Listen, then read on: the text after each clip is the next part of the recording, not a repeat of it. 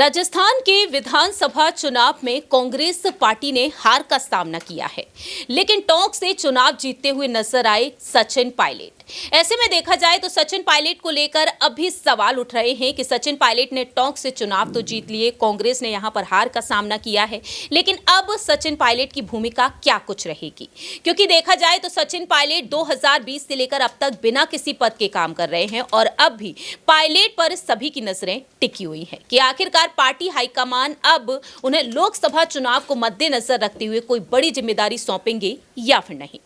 नमस्कार, मैं प्रांशी राठौर और आप देख रहे हैं नेक्स्ट 9 न्यूज।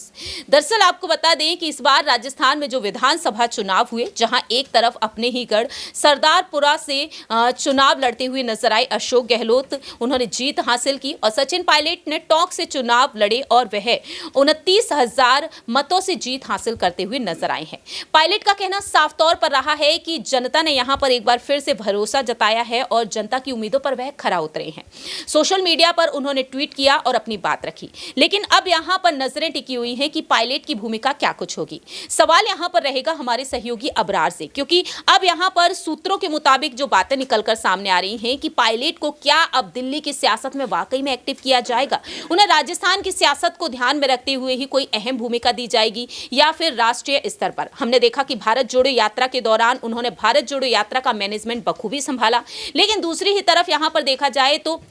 अशोक गहलोत को दिल्ली की सियासत में एक्टिव किया जा रहा था, कांग्रेस के अध्यक्ष पद के लिए उन्हें आगे किया जा रहा था, लेकिन उन्होंने इनकार कर दिया। पायलट भी यही चाहते हैं कि राजस्थान में रहकर वह राजस्थान की सियासत को संभालें, लेकिन अब 2024 के लोकसभा चुनाव को ध्यान में रखते हुए क्या राष्ट्रीय स्तर पर पायलट को जिम्मेदारी मिलेगी? देखिए, राष्ट्रीय स्तर पर पायलट को जिम्मेदारी कांग्रेस पार्टी ने विधानसभा चुनाव से पहले जो दी थी, सीडब्ल्यूसी में जो उनको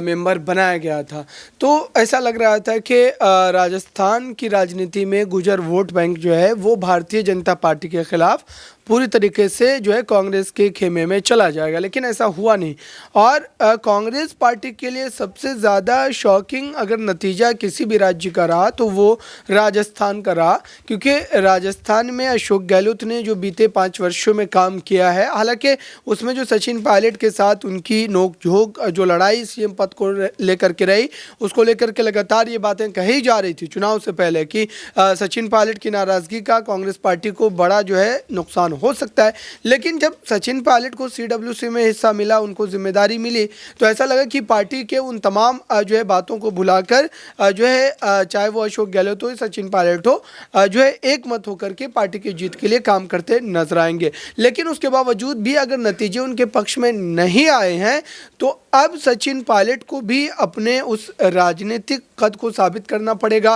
राजस्थान में ही नहीं बल्कि और राज्यों में, क्योंकि हमने देखा था हिमाचल प्रदेश में जब पर्यवेक्षक बनाया गया था सचिन पायलट को, क्योंकि हिमाचल प्रदेश में एक बड़ी आबादी है गुर्जर समाज की और वहाँ पर कांग्रेस पार्टी ने बाजी भी मारी थी। लेकिन अब राजस्थान और उनके जो आसपास के राज्य हैं, उन राज्यों में सचिन पायलट को फिर से एक बार जो 24 में हो सकता है कि कांग्रेस पार्टी उन पर भरोसा जताए, क्योंकि अलग अलग चुनावों में कांग्रेस पार्टी उनको कहीं ना कहीं उतारती नजर आती है, क्योंकि एक अच्छे कैंपेनर के रूप में उनको माना जाता है। चाहे वो हम कर्नाटका की बात करें, हिमाचल की बात करें या और राज्यों की बात करें, तमाम जगहों पर उनको जिम्मेदारी दी गई है और उन्होंने उसको बखूबी जो है निभाया भी है। तो अब इंतज़ार है कि आखिरकार राजस्थान की इस शिकस्त के बावजूद भी क्या सचिन पायलट पर